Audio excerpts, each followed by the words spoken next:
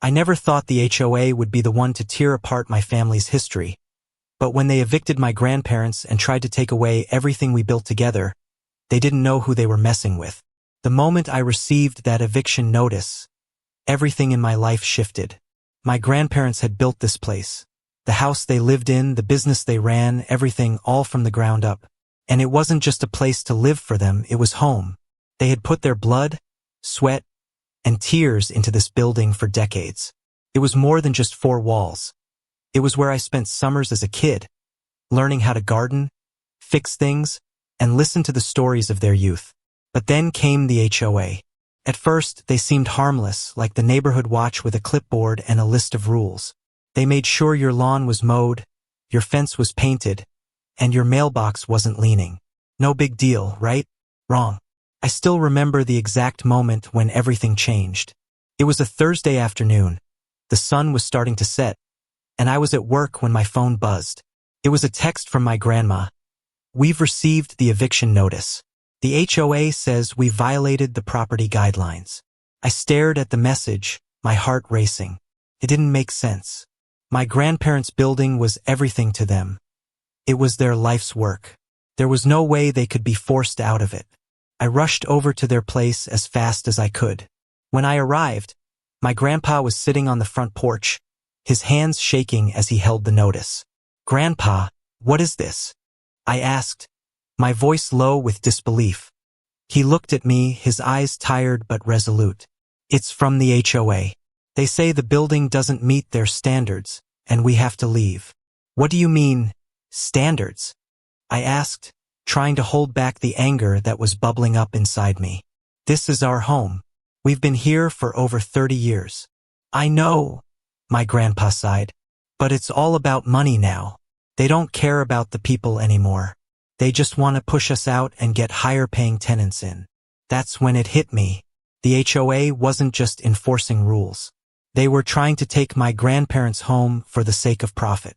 The more I thought about it, the angrier I became. And the more determined I became to stop them. My grandparents' building was located in a quiet, charming neighborhood that had slowly transformed over the years. When they first moved there, it was a close-knit community where everyone knew each other. The homes were unique, each with its own character. But as the years went on, something changed. People started to move out and corporate interests moved in. I had seen it before.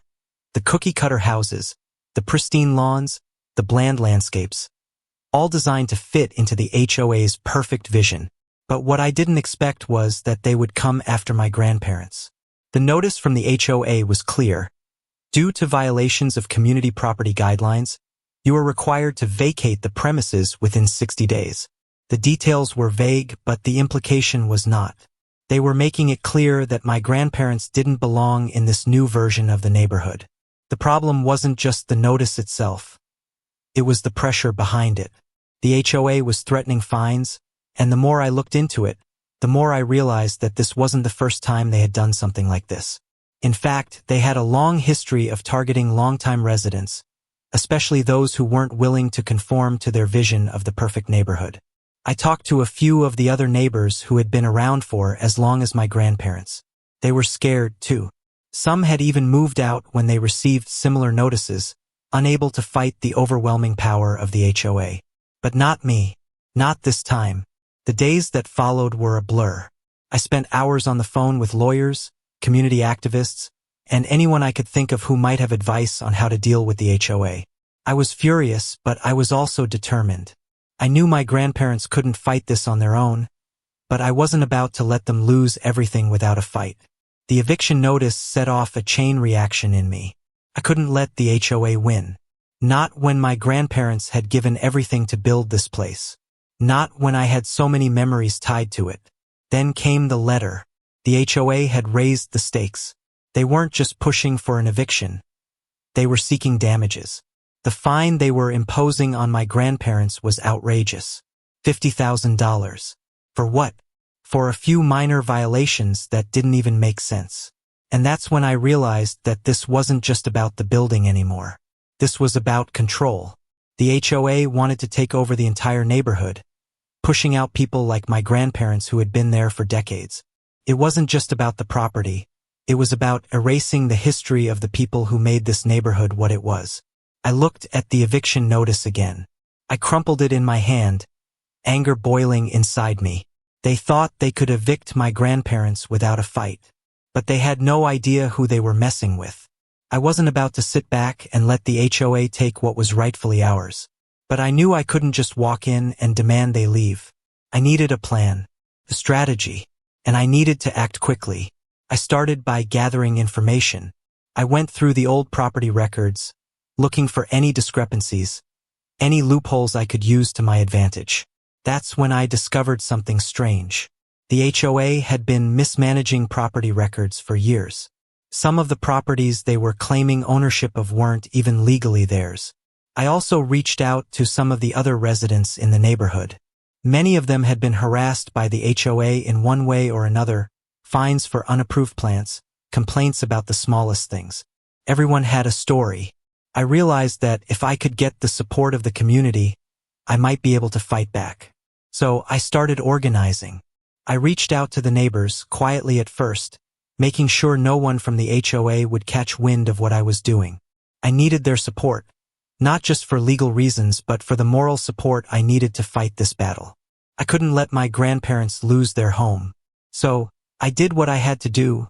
I started making plans to buy the building from the HOA. I knew it would be a long shot, but the more I thought about it, the more I realized it was the only way I could stop them. Once I decided that buying the building was the only way forward, I knew I couldn't do this alone. The HOA had far too much power, and if I was going to take them down, I needed to have more than just a few legal papers and my anger. I needed an army, or at least a handful of people who were as fed up with the HOA's control as I was. I started by talking to the neighbors I trusted. People who had lived here as long as my grandparents, people who had been pushed around by the HOA, just like we had. I went to Tom's house first. He'd been a good friend of my grandparents and had always been outspoken about the way the HOA operated. "Tom, I need your help," I said when he answered the door. "I'm buying the building from the HOA." He looked at me, his eyebrows furrowed. "You're buying it? Are you sure that's a good idea? The HOA's not just going to let you do that." "I know, but I'm not just buying the building, Tom. I'm going to take back what they tried to steal from us. And I need the community's help. The more support we have, the stronger we'll be. If we fight back together, we might actually stand a chance." Tom thought for a moment, then nodded. "All right, I'm in. But we'll need more than just a few people. We need the whole neighborhood to rally behind you." I spent the next few days walking around the neighborhood, knocking on doors, and talking to anyone who would listen. I was surprised by how many people were ready to join the cause. It wasn't just about my grandparents anymore. It was about the entire neighborhood, the people who had been treated unfairly for too long by the HOA. That's when I met Maria Garcia, one of the longest-standing residents of Pinecrest Gardens. She was sitting on her front porch, sipping iced tea when I approached her. "Maria, I need to talk to you about something," I said. "I'm planning to buy the building from the HOA, and I need people who are willing to stand up with me, people who aren't afraid to fight back." She looked at me, her eyes narrowing. I've been living here for over 30 years. The HOA has never been this bad. When my husband was alive, we never had issues. But now they're everywhere, harassing us, trying to force us out. And it's not just about property value. It's about control." "I know. That's exactly why I'm doing this," I said. "We can't let them get away with it anymore. But I need your help. I need your support." Maria didn't hesitate. "You've got it," she said firmly. "I've got a lot of old documents and records about the HOA. Maybe I can dig up some dirt for you." I was starting to see a light at the end of the tunnel. People were rallying around me. It wasn't just about my grandparents anymore. This was about the whole neighborhood. As more neighbors came forward, I realized just how much the HOA had done to manipulate and control the community. Some of the stories I heard were appalling. People who had lived here for decades were being pushed out because their homes didn't fit the HOA's vision. One neighbor, the Reynolds family, had been forced to tear down their wheelchair ramp because it didn't fit the aesthetic standards of the community. The more I dug, the worse it got. I found out that the HOA had been selectively enforcing rules, targeting people who weren't willing to go along with their shady business deals. My heart sank as I learned about the kickbacks they were receiving from contractors, funneling money into their own pockets at the expense of the residents. One night, as I sat at my kitchen table, sorting through stacks of papers and old records, I came across a list of properties the HOA was planning to target next. My grandparents' building was at the top of the list. The HOA had plans to redevelop the area, to push out the longtime residents and bring in higher-paying tenants who would fit their new vision for the neighborhood. Couldn't believe it. This wasn't just a case of them trying to evict my grandparents. They were systematically destroying everything that made this place feel like home. It wasn't just about property anymore. It was about control, about power. And I realized that if I didn't act fast, the HOA would take everything from us. I knew I needed to act quickly, but I also knew that I couldn't do this without the right legal support. The HOA had a powerful lawyer backing them, and I had no intention of letting them get away with their illegal actions. That's when I reached out to my cousin Dylan. He was a lawyer, specializing in property rights, and I knew that if anyone could help me navigate the legal mess the HOA had created, it was him. "Dylan, I need your help," I said when he answered the phone. "The HOA is trying to push my grandparents out, and I'm planning to buy the building from them. But I need to know what my options are. How can we fight them legally?" Dylan was quiet for a moment. Then he spoke. This isn't just about the building. The HOA's actions are illegal. They can't just evict people without cause. And I'm pretty sure they've been violating property laws for years. I can help you fight this. But we need evidence, something solid. If we can show that the HOA has been harassing people and violating their rights, we might have a case. I knew then that this wasn't just a fight for my grandparents' building. It was a fight for justice. With Dylan's help, we started gathering evidence. We collected photos, documents, and testimonies from neighbors who had been harassed by the HOA. Maria helped me uncover emails between the HOA board members and contractors, revealing the kickbacks they were receiving in exchange for special treatment. The more we found, the clearer it became that the HOA was a corrupt organization that was using its power to destroy everything that made this community special. I also started working with a local real estate agent to make sure I could buy my grandparents' building from the HOA. The agent was skeptical at first. "You know the HOA is not going to make it easy for you, right?" she said. "They're not just going to sell to you without a fight." "I know," I said, "but I'm not just buying the building. I'm taking it back for the people who live here. I'm going to make sure this place stays in the community's hands." The deal wasn't easy, but with all the evidence we had gathered and the backing of the community, the HOA had no choice but to agree to the sale. And when I finally held the deed to my grandparents' building in my hand, it felt like I had just taken the first step in winning the battle against them. The day I finally purchased my grandparents' building, I felt like a weight had been lifted off my shoulders, but at the same time, I knew that this was only the beginning. Buying the building from the HOA was a small victory, but the real fight was just starting. I wasn't just going to buy it and walk away. No, I had a bigger plan in mind. The paperwork was signed. The deal was done. I officially owned the building. And now it was time for me to take control and make the HOA regret ever messing with my family.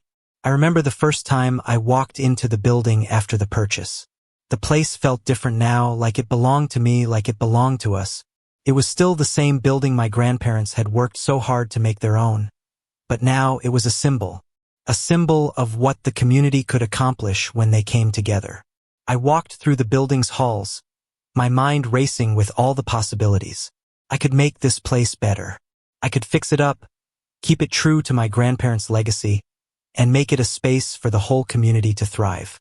But most importantly, I was going to make sure the HOA couldn't touch it again. I called Dylan right after I signed the final papers. "It's done," I told him. "I've got the building. Now it's time to go after the HOA." "Good," Dylan replied, his voice steady. "But this is just the beginning. You need to be prepared. They're not going to go down without a fight. You've got a target on your back now." "I know," I said, "but I'm ready. We're doing this, Dylan. We're taking back what's ours." The next step was to confront the HOA. I couldn't just sit back and wait for them to retaliate. I needed to show them that I wasn't afraid. I had the building now, but I also had the support of the community. And that was something the HOA didn't expect. I called a meeting with the HOA board. The meeting was set for the following Wednesday afternoon. It wasn't a coincidence that I picked that day. Judith always scheduled meetings in the middle of the workday, when most of the community couldn't attend. But this time, I was bringing the fight to her. When I arrived at the HOA office, I could feel the tension in the air. The staff was on edge, and I could see that they had no idea what to expect. I walked in with my head held high, confident in what I had just done.